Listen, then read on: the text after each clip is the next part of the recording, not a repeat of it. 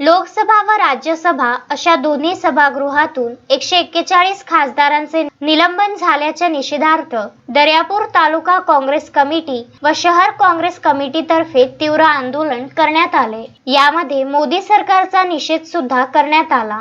बस स्थानक छत्रपती शिवाजी महाराज चौक येथे हे आंदोलन करण्यात आले। यावेळी दर्यापूर तालुका काँग्रेस कमिटी अध्यक्ष सुधाकर भारसाकडे, कृषी उत्पन्न बाजार समिती संचालक बाळासाहेब हिंगणीकर, काँग्रेस जिल्हा नेते ईश्वर बुंदेले, कृषी उत्पन्न बाजार समिती सभापती सुनील गावंडे, आतिश शिरभाते, बाळासाहेब टोळे, दिलीप गावंडे, दिनकर गायगोले, राजेश राठी, वंदना करुले, जयश्री चव्हाण, प्रभाकर तराड, सुभाष गावंडे, ॲडव्होकेट निशिकांत पाखरे, दत्ता पाटील कुंभारकर, विनोद वानखडे, दिनेश सिंह चव्हाण, असलम मंसूरी, असलम घाणीवाले, रामेश्वर दांडेकर, रामूसेठ मालपाणी, सय्यद रफिक आदी काँग्रेस पक्षाचे पदाधिकारी व कार्यकर्ते बहुसंख्येने उपस्थित होते।